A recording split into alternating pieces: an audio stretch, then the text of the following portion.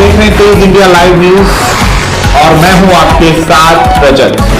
आइए दिखाते हैं दिन भर की कुछ खास छोटी और बड़ी खबरें।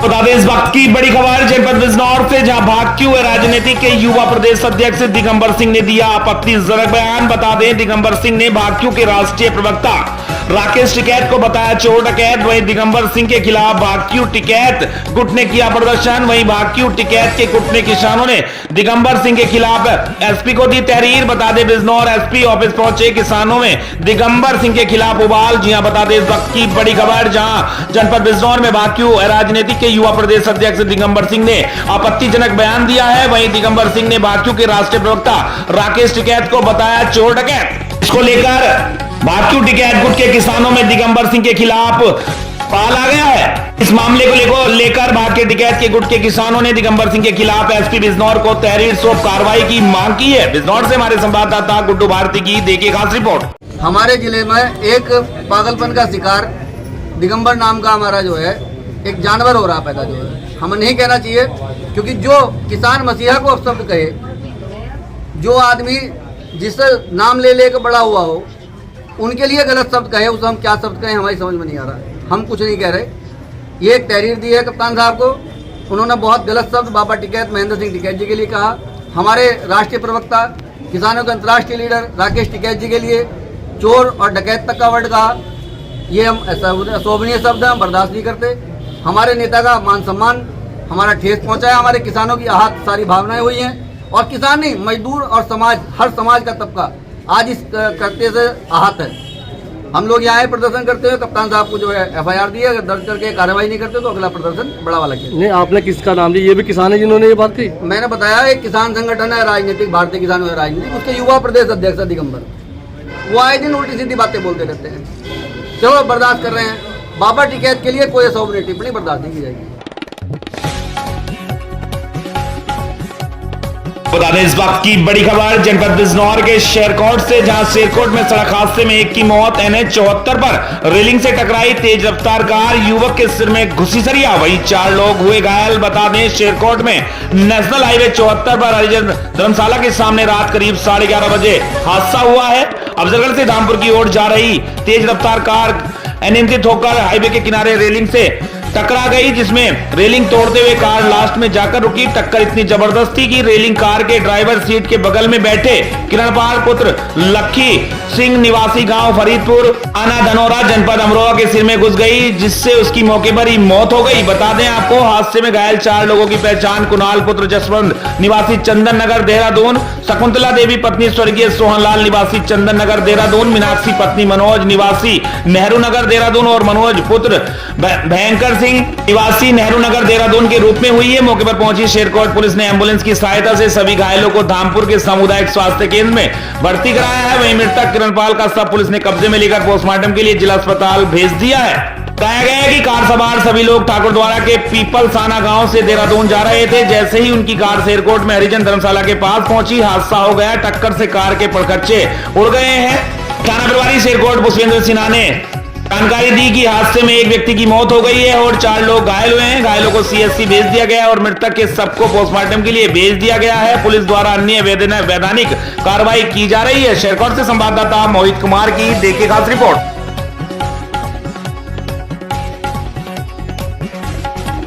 बता दें खबर जनपद बिजनौर के किरतपुर से, जहां किरतपुर थाना क्षेत्र के गांव भरेकी में घरेलू हिंसा के कारण चचेरे भाई व भतीजों ने तहेरे भाई व उसके परिवार के जान के दुश्मन बन गए हैं, जिन्होंने मामूली कहासुनी के बाद अपने तहेरे भाई और उसके पूरे परिवार को लाठी डंडों से बेरहमी से पीटा, जिनकी हालत गंभीर देखते हुए उनको बिजनौर के लिए सरकारी अस्पताल में भर्ती कराया गया है। वहीं पीड़ित परिवार ने पुलिस से इंसाफ की गुहार लगाते हुए आरोपियों के खिलाफ कार्रवाई किए जाने की मांग की है। बता दें पीड़ित राजेंद्र पुत्र कमलू ने मीडिया को बताया कि 4 दिन पूर्व घरेलू हिंसा में हुई मामूली कहासुनी के बाद सुशील, आकाश, दिव्यांश, अंकुश ने पीड़ित की बेटी परीना उम्र 18 वर्ष, उमेश पत्नी राजेंद्र उम्र 35 वर्ष को बेरहमी से पीटा, जिसके कारण वह गंभीर रूप से घायल हो गए हैं। लेकिन पुलिस ने कोई भी संतोषजनक कार्रवाई नहीं की, जिससे आरोपियों के हौसले और ज्यादा बुलंद हो चुके हैं। बिजनौर से संवाददाता केश कुमार की देखिए खास रिपोर्ट। सर मारपीट हुई है।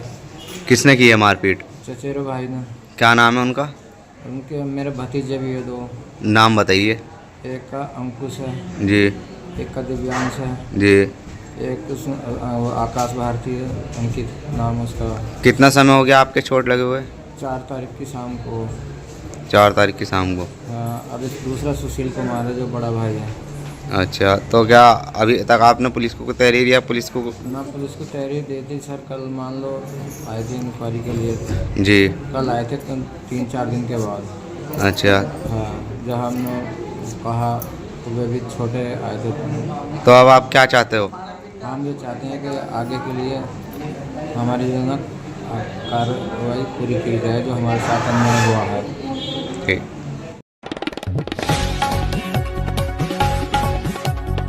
जनपद सोनभद्र से जहां नकली नोट छापने वाले गिरोह के 2 सदस्यों को पुलिस ने किया गिरफ्तार। 10,000 के नकली नोट के साथ नोट छापने के सामान बरामद। बता दें, सोनभद्र जिले के कोन पुलिस को मिली बड़ी कामयाबी। नकली नोट छापने वाले 2 शातिर आरोपियों को पुलिस ने गिरफ्तार करने में सफलता हासिल की है। उनके कब्जे से नकली नोट छापने वाली प्रिंटर, लैपटॉप में 500 के 10,000 रुपए के नकली नोट बरामद किए गए हैं। आरोपियों द्वारा अब तक 30,000 रुपए बाजार में चलाए जा चुके हैं। मामले का खुलासा एएसपी कालू सिंह ने किया। बता दें कि 7 नवंबर की रात्रि में करीब 11 बजे थाना कोन पुलिस द्वारा छठ पूजा में शांति व्यवस्था ड्यूटी में ग्राम रामगढ़ स्थित इंडियन बैंक के पास मौजूद थी। तभी मुखबिर द्वारा सूचना दी गई कि एक जाली नोट के धंधा करने वाले गिरोह के कुछ कार सवार लोग रामगढ़ बाजार से जा रहे हैं और उनके साथ नकली नोट भी मौजूद हैं। सूचना के आधार पर तत्काल पुलिस द्वारा घेराबंदी कर बिना नंबर की ऑल्टो कार को एक दुकान के सामने सामान लेते और नकली नोट चलाने की कोशिश करते रंगे हाथ 2 आरोपियों को गिरफ्तार कर जांच की गई तो उनके कब्जे से 500 के 10,000 रुपए के नकली नोट बरामद किए गए हैं। सभी रुपए एक ही सीरियल नंबर पाए गए हैं। वहीं पुलिस द्वारा कार की डिग्गी से नोट छापने वाले प्रिंटर, लैपटॉप व 10 रुपए की 27 अदद स्टाम्प बरामद की गई है। मामले में एएसपी कालू सिंह ने बताया कि पूछताछ करने पर आरोपियों ने बताया कि हम दोनों लोग मिलकर मिनरल वाटर का एड छापने का प्रैक्टिस करते रहते थे। इसी बीच हम लोगों को यूट्यूब से देखकर नकली नोट छापने का विचार आया तो अपने लैपटॉप पर प्रिंटर की मदद से 500 रुपए का असली नोटों को स्कैन करके स्टैम्प पेपर पर नकली नोट 500 रुपए के छाप कर मार्केटों में चलाने लगे। अब तक कुल 30,000 रुपए मार्केट में हम चला चुके हैं। उधर से संवाददाता मनीष कुमार की देखिए खास रिपोर्ट। तो उनसे 20,000 रुपये कीमत के 500 के 20 नोट बरामद हुए और उन्होंने ये पूरी प्रक्रिया बताया कि वो किस तरह से करते हैं। वो मेनली कि 10 रुपये वाला स्टाम्प लेकर उसको 500 के नोट को कंप्यूटर में स्कैन करके उसको प्रिंटर से प्रिंट करते थे दोनों तरफ से और उन्हीं को नकली नोटों को मार्केट में चलाते थे। अभी बताया कि वो अभी तक 30,000 रुपये इस तरह से प्रयोग कर चुके हैं। सर, ये यूट्यूब से सीख करके इस तरह काम करते हैं, कैसे ये सीखे और क्यों स्टाम्प का ही प्रयोग करते थे? तो उसका जो पेपर है 500 का वो क्वालिटी बेस्ड, उससे ज़्यादा जो एक्चुअल में यूज होता है वो तो मिलेगा नहीं और जो हमारा स्टाम्प का पेपर है उसी की क्वालिटी है उसके बाद सबसे बेहतर। अब वो ऐसा उस पर यकीन करेंगे आप नॉर्मली रात में यदि देखेंगे तो आप उसमें पहचान नहीं कर पाएंगे जब तक उसके फीचर्स आपको ना पता हो। अधिकतर देखा गया है सर कैसे लोगों के पार्टनर भी कई लोग बन जाते हैं, तो क्या कुछ खुलासा हो रहा है क्या आगे? हाँ नहीं, अभी तक तो ये 2 लोग ही प्रकाश में आए हैं, ये प्रमोद मिश्रा और सतीश राय, और बाकी थाना कोन पुलिस उसमें विवेचना कर रही है और जो भी प्रकाश में आएंगे हम पकड़ लेंगे। क्या बरामद? बता दें खबर उत्तराखंड के जनपद नैनीताल से, जहां नैनीताल के लालकुआं विधानसभा क्षेत्र के वरिष्ठ कांग्रेस नेता हरेंद्र बोरा ने क्षेत्र में बढ़ती आपराधिक घटनाओं एवं अवैध नशे के कारोबार को लेकर राज्य सरकार और पुलिस प्रशासन पर कड़ा प्रहार किया है। उन्होंने लालकुआं क्षेत्र की बिगड़ती कानून व्यवस्था पर सवाल उठाते हुए कहा कि क्षेत्र में कानून का राज नहीं बल्कि जंगल राज का माहौल है। आज क्षेत्र के लोग अपने आप को असुरक्षित महसूस कर रहे हैं। क्षेत्र में कानून व्यवस्था पूरी तरह से ध्वस्त हो चुकी है। उन्होंने भाजपा जनप्रतिनिधियों और पुलिस प्रशासन पर आरोपियों को संरक्षण देने का भी आरोप लगाया है। आपको बता दें, यहां लालकुआं पहुंचे कांग्रेस के वरिष्ठ नेता हरेंद्र बोरा ने विधानसभा क्षेत्र की बिगड़ती कानून व्यवस्था पर सवाल उठाए हैं। उन्होंने आयोजित प्रेस वार्ता में कहा कि शहर एवं आसपास के क्षेत्रों में आपराधिक मामलों में लगातार वृद्धि हो रही है। उन्होंने भाजपा जनप्रतिनिधियों और पुलिस प्रशासन पर आरोपियों को संरक्षण देने का भी आरोप लगाते हुए कहा कि विधानसभा क्षेत्र में कानून व्यवस्था का बुरा हाल है और भाजपा सरकार के बीते 7 वर्ष के कार्यकाल में कानून का राज समाप्त हो गया है। उन्होंने कहा कि अधिकतर आपराधिक मामलों में भाजपा नेता शामिल पाए गए हैं। हैं। इस क्षेत्र में भाजपा के कार्यकर्ता और नेता अराजकता पर उतारू हैं। अपराधी और भाजपाई कानून व्यवस्था की धज्जियां उड़ा रहे हैं। वहीं पुलिस और सरकार अपराधियों का मनोबल बढ़ा रही है। विधानसभा क्षेत्र के लोग सुरक्षित नहीं है। दिन दहाड़े पूर्व सैनिकों पर गोली चलाई जा रही है। उत्तराखंड के नैनीताल से हमारे संवाददाता नंदन राम आर्या की देखिए खास रिपोर्ट।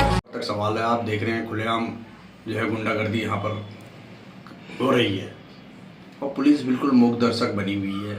सत्ता पक्ष के लोगों का इतना दबाव जो है पुलिस पे है कि वो किसी को सुनने को तैयार ही नहीं है, किसी की सुनने को तैयार नहीं है भाई। जबकि पुलिस का काम ये होता है, चाहे वो सत्ता पक्ष का हो चाहे विपक्ष का हो, उनको सबकी बात सुननी चाहिए और जो गलत काम कर रहे हैं, जो गुंडागर्दी कर रहे हैं, उनको सलाखों के पीछे ले जाने का कार्य पुलिस का होता है।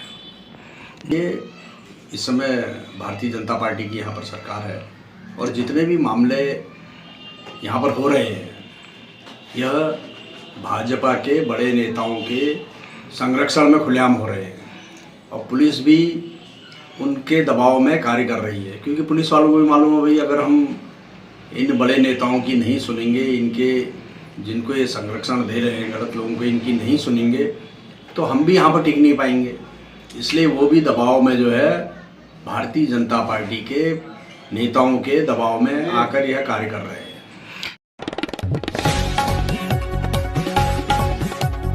खबर छत्तीसगढ़ के जिला मुंगेली से, जहां पूरे प्रदेश भर में आंगनबाड़ी कार्यकर्ता अपनी मांगों को लेकर एक दिवसीय धरना प्रदर्शन किया। इसी कड़ी में मुंगेली में भी हजारों की संख्या में महिला आंगनबाड़ी कार्यकर्ता धरना प्रदर्शन और बड़ी संख्या में ताऊपारा से रैली निकालकर कलेक्ट्रेट पहुंच अपने 4 सूत्रीय मांगों को लेकर प्रधानमंत्री और मुख्यमंत्री के नाम ज्ञापन सौंपा।